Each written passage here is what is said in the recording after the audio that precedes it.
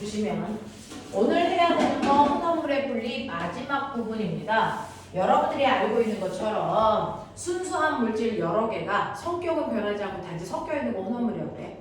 이렇게 혼합물이 생기면 그 혼합물을 원래 상태의 물질로 되돌리는 걸 우리는 혼합물을 분리한다라고 해요. 이 혼합물의 분리를 혼합물의 분해라고 표현하면 된다는 거야. 이거 안 된다는 거예요. 그래서 분해는 화합물을 분해하는 거고 혼합물은 분리하는 거다.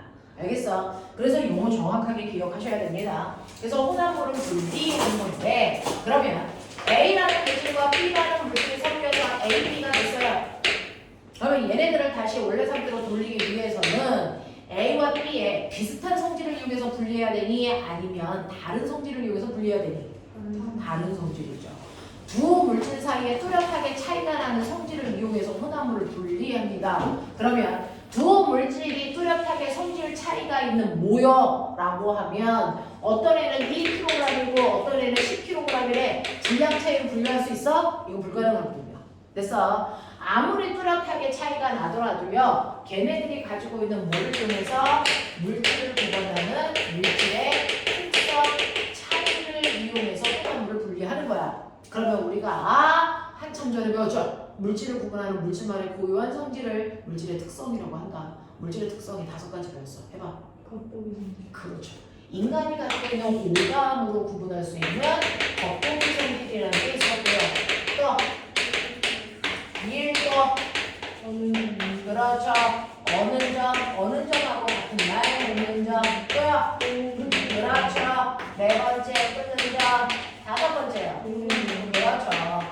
이렇게 5가지 물질의 특별한 성질 차이, 요걸 이용해서 혼합물을 분류하면 돼. 라고 한 거예요. 자, 그 중에서 우리는 혼합물을 분류할 때도요, 복잡하고 오랜 시간이 걸리는 방법으로 혼합물을 분류하지 않아. 간단하고 정확하고 빠른 방법으로 분류하는 게 맞는 거잖아. 그러면 혼합물을 분류할 때요, 이 성질 차이가 다 있다고 치자. 그러면 그 중에서 제일 복잡한 걸 쓸 수 없다라는 거죠. 간단한 걸 사용하는 게 맞다라는 겁니다. 그래서 혼합물을 분류할 때요, 일단은 이 성질 차이가 있을 때 밀도차가 있으면 밀도차로 혼합물을 먼저 분리해내는 게 맞고요. 그리고 나서 밀도차가 없을 때는 그 다음 끓는 점 차를 이용해서 혼합물을 보편적으로 분류해. 근데 이 2개로도 혼합물을 분류할 수 없을 때 가장 복잡한 방법이 뭘 이용하니? 용해도 차를 이용해서 혼합물을 이렇게 걸러내. 됐어? 네, 이렇게 걸러낸단 말이야. 그러면 이러한 단계들로 혼합물을 분류할 때요, 우리는 밀도차를 이용해서 혼합물을 분류하는 방법을 저번 시간에 했었잖아. 밀도라고 하는 게 미란 정도라서요. 됐죠? 이 밀도차가 있는 물질은 서로 섞이지 않고 뜨고 가라앉은 성질을 갖는다. 그 중에서 액체가 밀도차가 있을 때는 분별, 뭘 이용해서? 그렇지. 깔때기를 이용해서요. 분류하기 때문에 분별 깔때기법이라고 해. 됐어? 자, 그런가 하면 고체가 밀도 차이가 있다고 쳐요. 예를 들어서 누구와 누구냐면 모래하고 스타이로폼. 그럴 때는 얘네들 사이의 밀도, A라는 고체의 밀도가 2고요. 자, B라고 하는 고체의 밀도가 10이라면 이 사이에 중간 크기를 가지고 있는 또 다른 액체에 넣어서 한 놈은 띄우고 한 놈은 가라앉히죠. 됐죠? 그래서 이런 경우에는 중간 밀도의 액체를 이용해서 하나는 띄우고 하나는 가라앉히는 방법으로 분류할 수도 있었어. 대표적인 예로 좋은 벽시와 쭉정이 구분할 때 그렇게 썼었어. 또는 싱싱한 달걀과 상한 달걀 구분할 때도 이거 썼었어. 그때 중간 밀도의 액체가 15%의 소금물이야. 그냥 물은 안 돼. 알겠어? 그냥 물은 중간 밀도가 아니라서. 그 다음에 3번째 기타 방법도 있어. 그 기타 방법이 옛날에 썼던 우리가 키질해서 됐어. 쌀과 겨 분류할 때 쓰거나 또는 서부 개척 시대에 사금 채취하는 방법, 요즘에 재활용 쓰레기 분류하는 방법. 됐어? 이런 것들이 밀도차를 이용해서 혼합물을 분류하는 거야. 자, 그런가 하면 끓는 점 차를 이용해서 혼합물을 분류할 때요, 아까는 기체를 액체로 바꾸는 방법을 사용했지만 일반적으로 얘는 교과서에 없어요. 일반적인 끓는 점차를 이용한 혼합물의 분류는 액체를 가열해서 하나의 기체로 만들면서 분류하는 거잖아. 됐어? 이러한 끓는 점을 이용해서 혼합물을 분류할 때 끓여서 증류를 만드는 거라서 이걸 증류법이라고 해. 됐어? 옛날 책에는 앞에 수식어 분별이라는 단어도 들어가. 분별 증류법 이렇게 얘기했었단 말이야. 근데 요즘은 분별이라는 단어를 안 쓴다고요. 그래서 그냥 증류법이래요. 됐어? 끓여서 분류하는 걸 증류법이라고 해요. 대표적으로 이렇게 끓는 점차를 이용해서 혼합물을 분류할 때요. 기억해야 되는 거 원유 분류하는 방법 기억나죠? 원유 분류할 때 사용되는 그 탑의 이름이 뭐지? 그래서 증류탑이에요. 됐어? 증류탑을 이용해서 원유 분류하는데 증류탑이 이렇게 생겼잖아. 증류탑이 이렇게 생겼잖아. 자, 그래서 내가 여기다가 원유를 넣고 끓이면 당연히 끓는 점이 낮은 애가 먼저 끓어 나오겠죠? 그 끓는 점이 낮은 애가 위에서 나오니 아래에서 나오니? 그렇죠. 그럼 위에 있는 아이가 가장 끓는 점이 낮은 아이겠네? 이름 불러봐, 순서대로. 네, 가스, 가솔린이라고 하는 게 휘발유예요. 가스, 가솔린, 등, 경, 중, 나머지 찌꺼기, 아스팔트. 됐습니까? 이렇게 가스, 가솔린, 등유, 경유, 중유, 그 다음에 아스팔트 또는 피치라고도 부르기도 해요. 이렇게 끓는 점이 높은 애가 아래로 나온다. 이게 바로 증류법이고 이 증류법을 이용한 이 장치를 증류탑이라고 하더라 라고 하고요. 그 다음에 가지 달린 둥근 바닥 플라스크를 이용하는 경우도 있죠. 이름 연락이죠.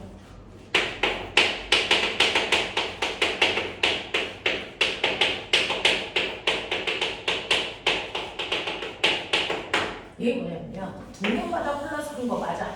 근데 끝에 가지가 달렸어. 됐어. 자, 그래서 여기에 소주를 갖다가 끓여. 그럼 끓는 점이 나와 낮은 에탄올이 먼저 끓겠죠? 그 에탄올 기체가 이렇게 갈 때 우리는 기체 상태로 모으기 어려워. 액체 상태로 바꿔서 여기에 모을 거란 말이야. 그러면 액체 상태로 바꾸기 위해서 이 가는 관 바깥쪽에 두꺼운 관에다가 우리가 뭘 붓지? 찬물을 붓죠. 그 찬물을 부을 때요. A, B 찬물을 부는 방향. 네, 아래에서 위로 부어야 된다. 이랬어요. 그래서 찬물을 부어서 냉각시켜서 액체 상태의 에탄올을 모으는 방법. 됐어? 이런 것들이고 이때 여기다가 뭐를 집어넣는 거냐면 여기다가 끓임쪽을 집어넣어요. 자, 이때 끓임쪽을 안 집어넣으면 어떤 일이 발생하냐면 물이 끓다가 갑자기 부르르 끓어서 액체가 넘치는 경우도 있죠. 그러면 에탄올만 가는 게 아니고 넘친 물도 넘어갈 수 있단 말이에요. 그럼 체험 망치잖아요. 그래서 얘가 천천히 가열해서 불을 끓어 넘치는 걸 방지하기 위해서 끓임 쪽이라고 하는 아이를 넣어요. 그러면 얘를 놓으면 천천히 온도가 상승해요. 그래서 끓어 넘치는 일이 존재하지 않아요. 그래서 이렇게 하려면 끓임 쪽이라는 걸 넣는다라고 하는 걸 기억해 두시면 되겠죠. 여기까지의 내용이 지난 시간에 우리가 했던 거라서 그거 가지고 문제 풀어와 라고 했었습니다. 혹시 숙제한 것 중에서 제가 질문해야 되는 게 있을까요? 라고 하는 걸 물어보고 싶은데 자, 숙제요.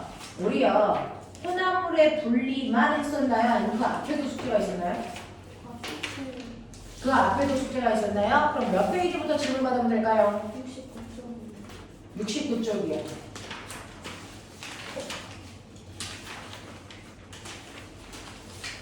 자, 69쪽에 해당되는 1번부터 6번까지 중에 질문 있을까?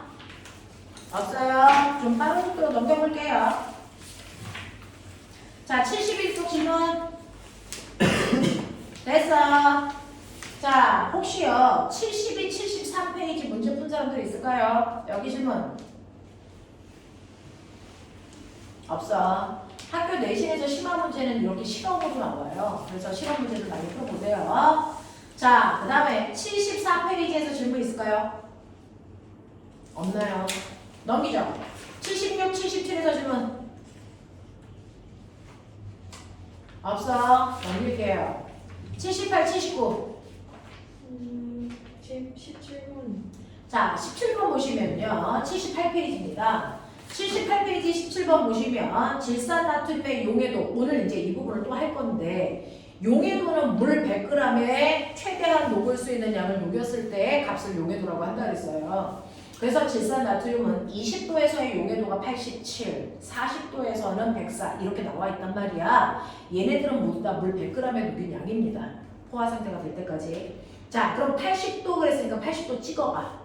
자, 80도를 찍어보시면 아하, 거기에 80도라고 하는 물 100g에 그래서 질산 나트륨이 최대한 녹으면 얼마까지 녹는다고 써져 있냐면 148g 녹아. 이게 용해도야. 그래서 자, 그럼 질산 나트륨을 물에 녹였으니까 얘는 용액이 됐겠죠. 그 용액의 이름이 뭡니까? 질산 나트륨 수용액 이런 애가 돼요. 맞죠? 그랬을 때 우리는 질산 나트륨처럼 녹는 물질을 뭐라 그랬어? 용질. 그래서 용해도는 용질의 그람수를 읽은 게 용해도입니다. 됐어. 근데 얘를 물이라는 용매 100g에 녹인 거야. 그래서 질산 나트륨이라는 뭐가 됐니? 용액이 됐지. 근데 거기 이제 문제 제대로 읽으면 표 밑에 뭐라고 써져 있냐면 80도의 질산 나트륨 포화 뭐라고 되어 있니? 용액 얘 값을 주겠다는 거야. 되겠어? 정신 차렸죠? 그러면 이거 두 개 합하면요. 이 순간에 용액의 양은 얼마냐면 248g 나와. 됐죠? 용해도는 요 값을 얘기한 건데 얘는 이 값을 알려준 거야. 알겠습니까? 네. 자, 그러면 이때 248g이 아니고 용액인데 그 용액을 내가 얼마 가지고 있대? 124g. 아, 이 새끼의 절반만 가지고 있네. 그러면 절반 넣으면 얘 얼마 들어있는 거야? 50. 얘 얼마 들어있는 거야? 74. 되겠어? 이렇게 되는 거거든요. 이렇게 되는 거거든요. 그래서 이렇게 되어 있는 이 상태로 40도로 냉각시키며 속출되는 양은 얼마이겠습니까? 라고 하는 거야. 그러면 물 50g밖에 없어. 맞아? 거기에 74g 녹아 있는 거야. 몇 도에서? 80도에서. 맞지? 근데 얘를 몇 도로 냉각시킨다 그랬냐면 이제 쫓아가 40도로 냉각시킨대. 그럼 40도에서는요. 원래는 물 100g에 얼마 녹아야 정상이야? 물 100g에 104g 녹아야 정상이지만 나는 지금 물 얼마밖에 없어? 50g밖에 없네? 그럼 얼마밖에 못 녹아? 52g밖에 못 녹네. 40도에서는. 그러면 얘를 냉각시키면 그래서 52보다 많은 양은 석출되겠죠. 몇 g이 석출될까? 22g이 석출돼요. 이 얘기야. 그러니까 이게 하이드로겐 거죠. 애들 용액이라는 단어 나오면 턱 무너집니다. 왜? 이 단어와 이 단어를 주의 깊게 읽지 않거든요. 되게 비슷해 보여요. 그래서 그래요. 되겠죠? 네. 자, 이런 식으로 학교에서 문제를 어렵게 낼 거면 포화 용액으로 줄 수밖에 없다. 이렇게 해주면 애들은 턱턱 나가. 됐어? 네, 그 얘기였어요. 자, 그 다음에 넘어갈게요. 81페이지에서 질문. 없죠? 넘어갈게요. 자, 83 질문. 없어요. 넘어오세요. 84, 85. 네, 넘어갑니다. 86, 87. 여기부터 안 본 사람이 나타나기 시작하는데요. 자, 그 다음에 88, 89에서 질문이 있을까요? 괜찮나요, 여기는? 네. 여기까지가 지난주에 자기들이 시험 봤던 얘기들, 수업했던 얘기들. 이거에 대한 걸 지금 여러분들이 25문제로 테스트 봤고요. 그래서 테스트 내용하고 저번 시간에 해줬던 수업 내용 정리해봐 드렸으니 한번 복습할 수 있게끔 해봐 주시면 되고요. 오늘부터 이제 90페이지에 해당되는 혼합물의 분리 여기부터 갈게요. 자, 혼합물의 분리 파트 보시면요. 혼합물의 분리는 이제 마지막이요. 이런 식으로요. 여러분들이 보시는 것처럼 순차적으로 밀도차를 이용한 혼합물의 분리 안 되면 끓는 점차를 이용한 혼합물의 분리하면 돼. 근데 그조차도 안 되면 허리야. 어쩔 수 없어. 용해도차를 이용한 혼합물의 분리 해야 된다. 됐어? 자, 그래서 혼합물을 분류하는 마지막 방법은 용해도의 차이를 이용해서 혼합물을 분류하는 방법이다. 자, 그러면 우리는 용해도의 개념. 자, 우리 지금 질문했으니까 용해도가 뭔지 알죠? 물 100g에 최대한 녹일 수 있는 용질의 그램수를 용해도라고 한단 말이죠. 그걸 이용해서 혼합물을 분류할 거야 라고 하는 용해도라는 건 녹는 정도 차이를 이용할 수도 있고요. 아예 녹아 안 녹아 이걸 이용할 수도 있어요. 그래서 용해도라고 하는 건 녹는 성질 차이. 쉽게 얘기하면 이거다. 녹는 성질 차이. 이거 가지고 혼합물을 분리할 거야. 이런 얘기예요. 됐죠? 자, 녹는 성질 차이를 이용해서 혼합물을 분류할 때요. 예를 들면 이제 어떤 게 나오냐면 첫 번째 방법이 거름이라는 게 있어요. 거름, 추출, 재결정 이라고 하는 게 용해도를 이용해서 혼합물을 분류하는 세 가지 방법이야. 그 중에서 가장 심플한 게 거름이야. 누가 봐도 알아. 됐어? 첫 번째 거름이라는 거 보시면 거름은 뭐냐면 걸러낸다. 됐어? 네, 그걸 함축해서 거름이라고 하는데요. 어떤 애가 있냐면 예를 들어서요. 소금하고요. 나프탈렌이 섞여 있다고 치자. 소금하고 나프탈렌이 섞여 있는 소금물이야. 근데 나 이 중에서 소금만 뽑아내고 싶어. 방법이 뭘까? 라고 하면 얘네들을요. 물이 들어있는 통 속에다 부어서 막 녹여. 그럼 물에 소금은 녹아요. 나프탈렌은 안 녹여. 그래서 고체 혼합물이 있는데 거기다 액체를 부으면 그 둘 중에 하나는 녹고 하나는 안 녹아. 녹여냈잖아. 용해도를 이용했잖아. 됐어? 네. 이렇게 되면 내가 알고 있는 것처럼 이 안에 안 녹고 있는 건더기는 누구? 나프탈렌. 녹은 건 뭐? 소금물. 이거란 말이야. 그럼 어떻게 해? 얘를 깔때기 장치를 해. 그래서 비커에다가 부을 거야. 됐니? 자, 근데 부을 때요. 네가 콸콸콸콸 부으면 조그만 알갱이들이 밀어 내려가겠죠? 자, 그래서 콸콸콸콸 부어지지 않게 여기다가 이렇게 유리막대기를 대. 그래놓고 비커에 액체를 여기다가 이렇게 따르는 거야. 그러면 액체가 이걸 타고 내려가면서 여기로 갈 거야. 그러니까 콸콸콸 가지 않겠지. 그러면 고체 알갱이는 여기에 걸러주고요. 액체는 이리로 내려옵니다. 그래서 여기에 소금과 나프탈렌을 분류한 겁니다. 그래서 한 놈은 녹이고 한 놈은 녹이지 않은 상태로 깔때기로 분류해서 걸러내는 거니까 우리 뭐라고 한다? 거름이라고 한다고요. 그럼 선생님 거짓말. 이건 소금이 아니고 소금물이잖아요. 네. 걸러내고 나서 나중에 물은 끓여서 증발시키는 거예요. 그래서 소금만 남는 거야. 알겠어? 이 장치를 거름이라고 한단 말이야. 그래서 하나는 녹이고 하나는 녹지 않는 성질을 이용해서 혼합물을 분류하는 이런 거름이라는 방법이 되게 심플하죠. 됐어? 네. 근데 선생님 저는요 이 새끼 녹이고 얘 안 녹이고 싶어요. 어떻게 할까? 오히려 얘를 녹이고 싶어요. 얘는 안 녹이고요. 그럴 때는 어떻게 하면 돼요? 녹이는 용매를 바꾸면 돼요. 나프탈렌은 녹이고 소금을 안 녹이는 아이가 누군지 아세요? 여기다 넣으면 돼요. 여기다 넣으면 거꾸로 에탄올에 나프탈렌은 녹고 소금은 안 녹아요. 그래서 거꾸로 여기에 소금이 남고 여기에 나프탈렌, 에탄올 용액이 밑으로 내려가겠죠. 됐어? 이런 식으로요. 내가 녹이고 싶은 아이를 녹여서 걸러내는 방법을 거름이라고 한다. 이 거름에서 너네가 주의하게 보셔야 된다. 유리막대에 대고 부어라. 그리고 깔때기의 뾰족한 면이 비커에 닿아야 된다. 왜? 그래야 액체가 그냥 뚝 떨어져서 튕겨나가는 걸 방지할 수 있다. 그래서 벽면 타고 나가게 뾰족한 부분 닿게 해라. 알겠어? 요거 두 개 신경 써서 보십시오. 자, 이런 것들을 우리가 거름이라고 하죠. 그래서 거름은 하나는 녹이고 하나는 녹이지 않는 상태로 깔때기로 분류하는 걸 거름이라고 하더라. 자, 그러면 추출은 뭔데요? 라고 하는 건데 추출이라는 건 녹여서 뽑아내는 건데 얘 같은 경우에는 고체 혼합물이 두 개야. 그래서 하나는 녹이고 하나는 안 녹여. 그래서 이건 거름이라고 그래. 근데 추출은요. 어떤 물질 속에 수많은 고체들이 섞여 있어요. 그래서 한 20가지가 들어있죠. 그 중에서 특정한 하나만을 뽑아내고 나머지는 분류하는 게 아니고 그냥 버리는 거야. 됐어? 네. 그래서 특정한 물질 하나만을 녹여내는 거.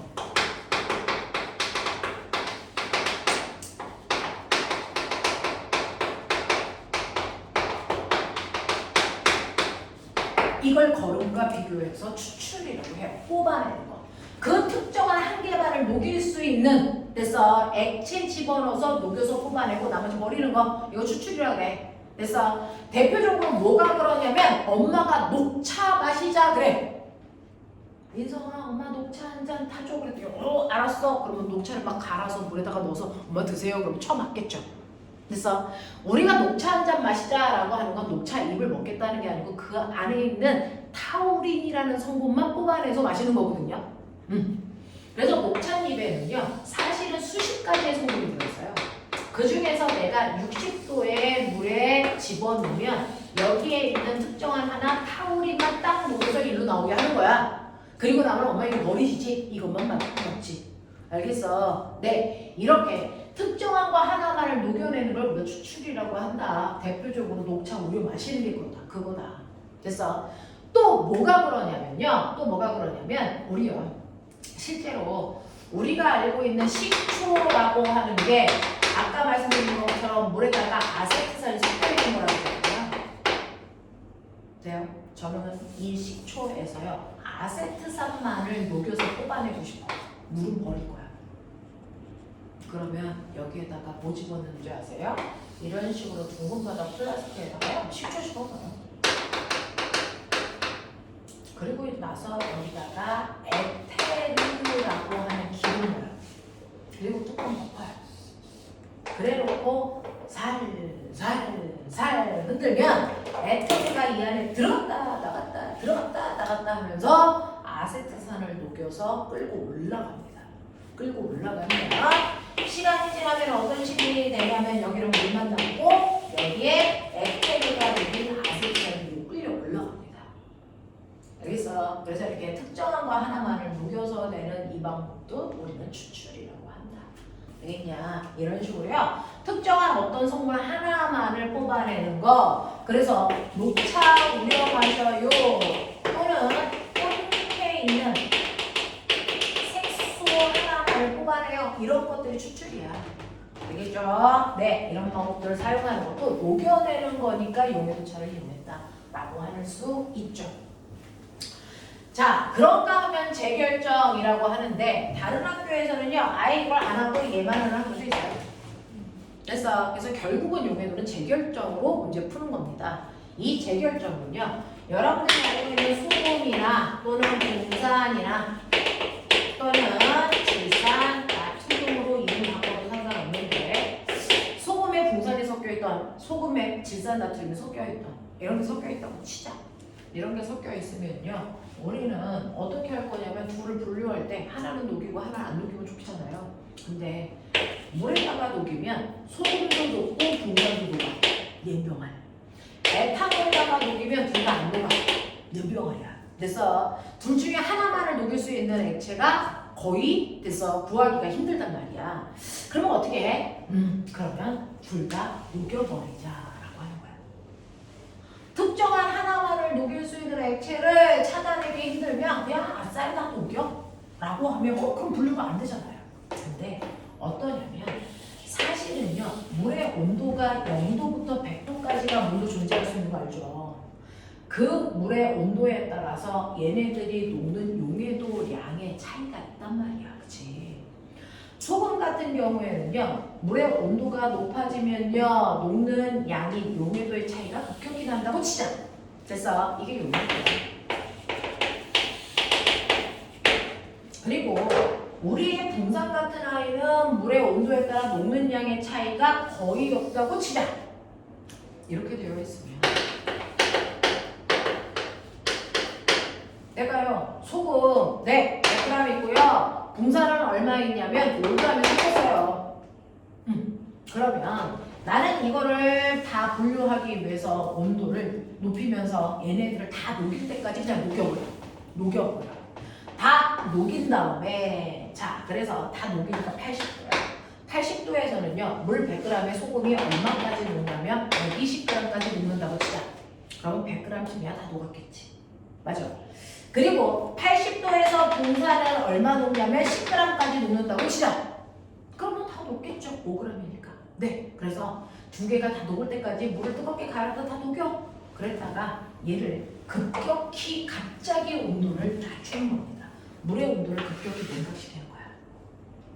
됐어? 자, 급격히 냉각시켜 어디까지 냉각시켰다고 칠까요? 예를 들면 한 20도의 찬물까지 냉각시켰다고 치자. 그 20도의 찬물에서 소금의 용해도는 얼마냐면 10g이고요. 그래서 그 다음에 붕산의 용해도는 얼마냐면 7이라고 치자. 그럼 빨리 봐. 내가 온도를 20도로 냉각시키는 순간 소금은 100g이 아니고 10g밖에 못 넣는데 그럼 어떻게 될까? 석출되겠죠. 몇 그램? 90g. 그래서 온도를 낮추는 순간 비커에 알갱이가 생겨. 그 소금이야. 되냐? 네. 그럼 붕산은요? 온도 낮췄어. 근데 20도에서 붕산은 몇 g까지 넣는데? 7g. 왜 석출되니 안 되니? 안 돼요. 됐어. 이런 식으로요. 용해도 차이가 큰 물질들이 있으면 그냥 차라리 둘 다 녹여서 뜨거운 온도에서 다 녹였다가 급격히 냉각시킵니다. 그 냉각시킬 때 무조건 0도까지 냉각시켜야 돼? 아니야. 하나는 석출되고 하나는 석출되지 않는 온도까지만 냉각시키는 거야. 됐어? 자, 그래서 하나만 석출돼서 그 고체 물질을 뽑아서 쓰는 겁니다. 되겠니? 이렇게 해서 하는 걸 온도에 따른 용해도 차이를 이용한 재결정법이라고 해요. 자, 그럼 머리 있는 척해. 용해도 차를 이용해서 뜨거운 물로 가열했다가 냉각시킬 때요. 결정에 석출되는 아이는 사실은 정해져 있어요. 누굽니까? 용해도 차이가 크네, 작네? 크네요. 얘만 석출돼. 얘 안 되냐? 알겠어? 그래서 항상 석출되는 애가 누구야? 라고 하면 그래프의 경사 큰 애가 석출되는 거예요. 그래서 얘의 재결정된 양만 계산하면 돼. 얘는 볼 것도 없어. 알겠어? 이렇게 됩니다. 그러면 이런 식으로 용해도 차를 이용해서 혼합물을 분류한다고 치자. 온도에 따른 용해도 차를 이용해서 혼합물을 분류하는 재결정법을 쓴다고 치자. 자, 그랬을 때 어떤 애 용해도 그래프 A, 어떤 애는요 B, 어떤 애는요 C요. 뭐 이렇게 돼요. 자, 이때 용해도의 온도에 따른 용해도 차를 이용해서 혼합물을 분류하기 쉬운 게 A와 B가 섞여 있을 때니 아니면 A와 C가 섞여 있을 때 A와 C죠. 이렇게 용해도 온도에 따른 용해도의 변화가 비슷한 애들끼리는 잘 분류가 안 됩니다. 그러니까 한 놈은 크고 한 놈은 작아야 온도에 따른 용해도 차를 이용해서 혼합물 분류하기 쉽다라고 하는 거야. 이해되겠어? 이런 것들입니다. 그래서 이거 설명은 되게 심플하죠? 되게 쉬운 거 같죠? 근데 이제 얘가 포화 용해 이제 이지랄하고 튀어나와요. 이제 머리가 돌아가는 거죠. 그래서 자, 이런 식으로 용해도 차를 이용한 혼합물의 분리까지 하면 선생님, 혼합물의 분리 끝났대요? 자, 근데 이 물질의 특성으로 혼합물을 분류할 수 없는 아이들이 있어요. 우리가 배운 것만으로는 혼합물을 분류할 수 없는 아이가 있어요. 자, 그 아이를 분류하는 또 다른 방법이 바로 여러분들이 기억하셔야 되는 게 크로마토 그래피라고 하는 게 있어요. 크로마토 그래피라고 하는 방법이요. 90페이지에 있습니다. 크로마토 그래피라고 하는 이거는요. 사실은 확산 속도차를 이용한 거예요. 퍼져나가는 성질. 근데 누가 더 빨리 가? 이거예요. 그래서 자, 여러분 선생님이 가지고 있는 이 분필 있죠? 여기에다가 여러분들 시험 볼 때 쓰는 거 컴퓨터 사인펜 알죠? 컴사. 자, 그거를 여기다 이제 막 이렇게 그래서 묻힌단 말이야. 여러분들이 알고 있는 그 잉크의 검정색은 어떻게 만들까요? 너네 색깔에서 검정색은 어떻게 만드냐? 그냥 섞으면 검정색 되잖아. 그러니 여러분들이 컴퓨터 사인펜을 만드는 회사가 모나미도 있고 몽아도 있고 됐어? 여기서 컴사 만들잖아. 둘 다 검정색 만든단 말이야. 근데 그 검정색을 만들게 회사마다 방법이 좀 달라. 됐어? 자, 여러 가지 색깔을 섞으면 검정색이 되는데요. 모나미 같은 경우에는 세 가지 색깔을 섞어서 검정색을 만들었다고 치자. 네, 빨초파? 뭐 이런 식으로? 네, 섞어서 검정색을 만들었다고 치자. 도마 같은 경우에는 두 가지만 섞어서 그래서 검정색을 만들고 얘네들의 섞는 비율 그게 그 회사의 노하우겠지. 그래서 섞었다고 치자. 자, 그러면 실제로 나는 모나미하고 동화에서 어떤 색소를 이용해서 검정색을 만드는지를 확인하고 싶어. 그 검정색 안에 어떤 색소가 들어있는지 확인하고 싶어요. 라고 하면 이러한 색소들은 성격 차이가 별로 없어요. 그래서 막 끓는 점차, 밀도차, 용해도차 이런 걸 우리가 안 한단 말이야. 그러니 아까 얘기한 것처럼 이런 식으로요. 여러분들이 하얀색 분필에다가 모나미하고 동아에서 사온 컴퓨터 사인펜을 이렇게 칠해놓고요. 물이 들어있는 비니커에다 넣는 거야. 그랬을 때 물을 여기까지 채우면 바보라고 합니다. 자, 요 밑에 여기까지 채웁니다. 분필만 물에 닿게. 대략 한 1cm 떨어지게끔 하시면 돼요. 그러면 분필 같은 애들은 물을 빨아들이는 흡착력이 강한 애들이야. 그래서 분필이 닿는 순간 물이 막 타고 올라간다. 물이 막 타고 올라오면서 물이 여기까지 오면 사인펜이랑 물이 만나겠죠. 자, 이 사인펜은 물에 잘 녹는 무슨 사인펜이어야 되니? 수성이겠죠. 여기다 유성칠하는 순간 뒤진다. 알겠어? 수성 사인펜이어야 돼. 그러면 물에 닿는 순간 물에 막 녹아. 자, 그 물에 막 녹으면서 물이 막 퍼져서 올라가지. 그랬을 때 잉크도 같이 따라서 뭐하니? 확산돼. 됐니? 근데 색소에 따라 확산되는 속도가 다 같을까 다 다를까? 다 다릅니다. 다 다릅니다. 그러니까 물이 여기까지 올라왔을 때 확산 속도가 빠른 잉크는 같이 따라와요. 그거보다 느린 애는 여기, 그거보다 느린 애는 여기 있겠죠. 됐어? 네. 그래서 확산되는 속도 차이가 생겨요. 이런 식으로. 되겠어? 그랬을 때 같은 시간 동안에 확산된 높이가 같은 애들은 같은 잉크야. 이 새끼 A네. 이 새끼 C네. 얘가 B네. 그래서 모나미는 세 가지를 섞었구나. 동화는 두 개밖에 안 섞었구나. 이렇게 됩니다. 이때 생기는 이 층이 혼합물의 종류예요. 그래서 이렇게 해서 우리가 분류할 수 있다. 그래서 이렇게 확산 속도 차를 이용해서 혼합물을 분류하는 이 방법이 크로마토그래피라고 하는 건데요. 얘의 장점은 수량도 분류할 수 있다는 거야. 그래서 우리 연예인들이 가끔 가다가 뭐하냐? 마약하지. 너네 오빠들 누구냐? BTS 오빠들. 응? H.O.T 오빠들. 왜? 또 누구야 요즘에? 어떤 오빠들이 있어? 그런 오빠들이 있을 거 아니야? 그런 오빠들이 마약하는지 안 하는지 확인하기 위해서 우리가 도핑 테스트 이런 거 한단 말이야. 그치? 그 도핑 테스트가 크로마토그래피예요. 너네 요번에 코로나 검사 그게 크로마토그래피인 거예요. 그 코로나 검사하고 나서 약을 이렇게 뚝 떨어뜨리면 종이의 색깔 이제 나타나잖아요. 그 종이가 크로마토그래피 하는 거예요. 그래서 여러분들이 알고 있는 것처럼 소변이나 혈액이나 뭐 이런 것들에 있는 아주 극소량이라는 물질도 남아있다면 얘는 확산 속도차를 이용해서 감지할 수 있는 데서 약품을 놓는 거야. 그래서 그게 있으면 두 줄이 나오게끔. 그래서 우리가 임신 테스트도 그렇게 해요. 당뇨 검사도 그렇게 합니다. 그래서 이런 식으로 하는 겁니다. 그래서 극소량만 남아있어도 확인할 수 있다. 그리고 한 번에 세 개를 한꺼번에 다 분류했잖아요. 그래서 그러니까 분류하는 장치가 대단히 간단하고 한 번에 분류할 수 있다는 장점을 가지고 있어요. 그래서 우리가 많이 쓰는 방법 중에 하나입니다. 그래서 우리가 이제 올림픽 할 때도 약물 검사하잖아요. 도핑 테스트. 그것도 이걸로 하는 거예요. 크로마토그래피. 알겠어? 이런 식으로 극소량만 있어도 한 번에 간단하게 모두 분류할 수 있는 방법을 크로마토그래피라고 하고요. 크로마토그래피는 용해도나 끓는 점차를 이용하는 게 아니고 확산 속도차를 이용합니다. 알겠냐? 이렇게 합니다. 그래서 이런 식으로 혼합물의 분류는 또 다른 방법도 있고요. 자, 근데 요즘 시험 문제 대세는 뭐냐면 혼합물 분류의 대세는 뭐냐면요. 한 번에 끓는 점차나 용해도 차를 위해서 한 번에 분류할 수 없어. 단계별로 분류해야 되는 여러 개의 혼합물이 섞여 있는 경우가 대세예요. 예를 들면 여러분이 가지고 있는 책에서요. 어디로 올까요? 어딘가에 그런 문제가 한두 문제는 들어있어야 되죠. 자, 예를 들면 99페이지 오시면 돼요. 99페이지의 2번 문제입니다. 99페이지 2번 문제를 보면 식초, 이산화탄소, 과일 주스, 그 다음에 수소 이렇게 되어 있죠.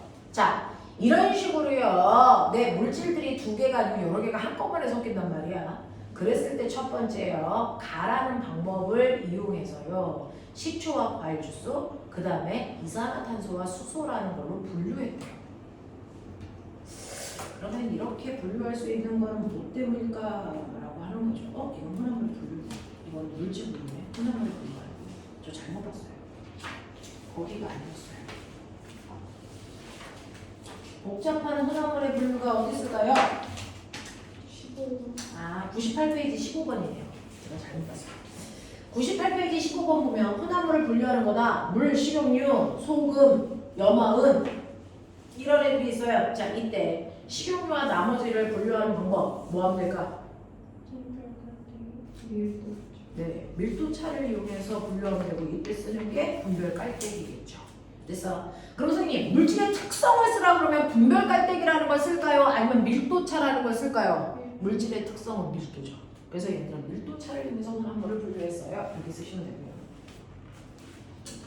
그 다음에 나를 보세요. 그러면 식용유는 벌러냈고요. 나머지에는 물하고 소금하고 염화은이 있겠죠. 그 나머지 세 가지 중에서 염화은과 소금, 그 다음에 물을 분류할 수 있는 방법이 뭐냐라고 합니다. 자, 염화은이라는 거 우리 중학교 2학년 때 배웠죠? 앙금이에요, 앙금. 염화은. 그죠? 그럼 걔는 물에 녹는다, 안 녹는다? 안 녹는다. 그래서 염화은과 소금과 물을 섞으면 소금은 물에 녹아 소금물이 되고요. 그 다음에 염화은은 앙금이에요. 그러니까 깔때기를 걸러내시면 돼요. 그러면 얘는 소금을 물이 녹였네. 용해도차를 이용한 거죠. 됐어? 네. 그래서 이거는 용해도차를 이용해서 혼합물을 분류했네요. 그래서 가는 밀도, 나는 용해도 이런 거예요.